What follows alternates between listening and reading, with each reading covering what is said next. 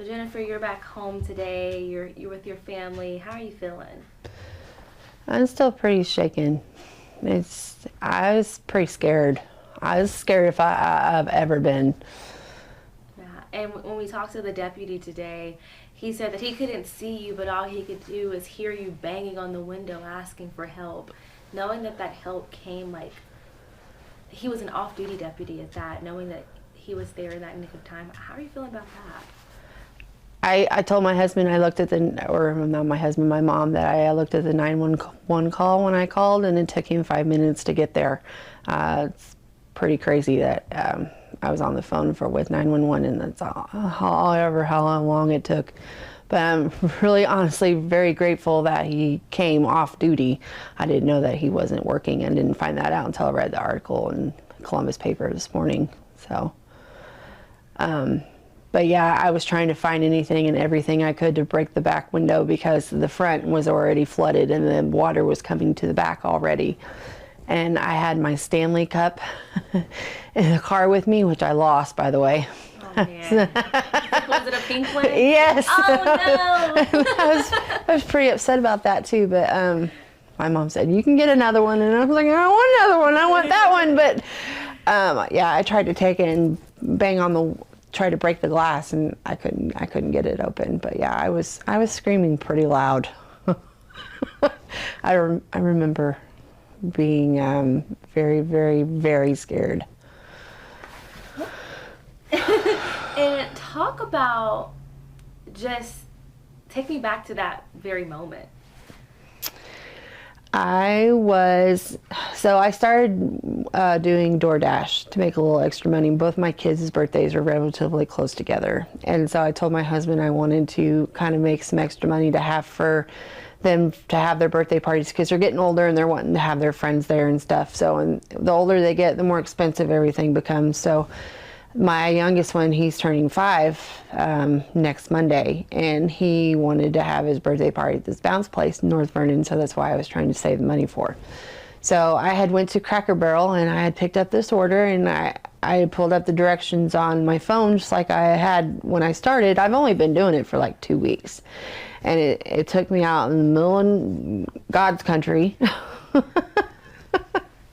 And like I told you, there was water across the road and there was water on both sides, but the water on my right didn't seem as high as the water on my left. But as soon as I made an ultimate decision that I was going to turn around and go back, I couldn't. I was stuck, and the car started to sink. And then I started to panic. I called my husband first, and I was screaming, and I said, I can't get out of the car. And he goes, why? And I go, I can't get out of the car. I just kept repeating it, and then all of a sudden the water started to come in, and then I hung up and called 911. And then they stayed on the phone with me until the deputy arrived, and he got the back door open. And I think the only reason why he got the back door open is because the car is electrical and the system had shut down because of the water, and he got the back door open, and I was able to get out of the water that way. But they rushed me to Schneck because they were afraid I was going to get hypothermia. Yeah, and in that moment, like when we were talking to the deputy today, he was like, yes, she only had a few more minutes. Did you feel that way? Yeah. I was really, really panicky. The water was all the way up here. If he hadn't got there, I wouldn't be here talking to you. And how does it feel?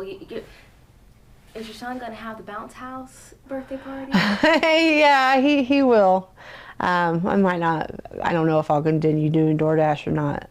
We haven't really talked about it, but we got to figure out the car situation first. So I went and got all my stuff out of it today. And when you got home that night from the hospital, what's the first thing you did? I cried a lot, prayed a lot. I called my mom, talked to her. That's more or less. I didn't want to eat. I was too anxious. I have anxiety already, so it was pretty high.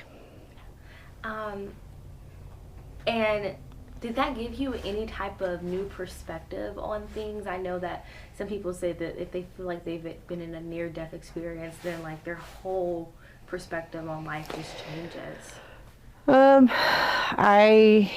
I'm incredibly, incredibly grateful to still be here, to be able to be with my kids and my husband and my family. I just, there's no words, I can't put it into words how thankful I am that somebody was there to get me out.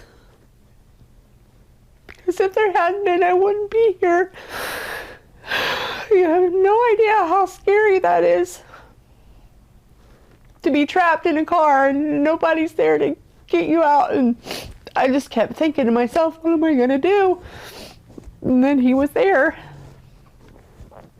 And something that he told us was it was divine intervention and timing for him, because he was at a basketball game, not refereeing, but doing something at a basketball. He was on duty at a basketball game, and he was borrowing his friend's car. He went to go gas up his friend's car. He couldn't get the tank open. He got into a little argument with his friend about putting gas in his car, and was like, "You don't have to put gas." He was like, "No, I insist on putting gas." And so that put him even a little bit more behind. And then he was in front of us. Then once he got back his car, he was behind a slow-moving car, and he was like, "Usually I would pass a car like that, but something just told me not to. I saw some driving signs not to pass that car." And then that call came in. Finding that out, what's going through your mind? It was all just aligned. I don't know. I told my mom, I think the universe is trying to tell me something. Not sure as to what, but maybe to slow down, pay attention. Definitely do not go anywhere where there's water. Don't try to pass it, even if you think that you can. Don't do it. And even for you, like, you weren't even trying to pass it. You were trying to figure out if you were going to pass it or not. You didn't even go in all the way, and just like that. Mm-hmm.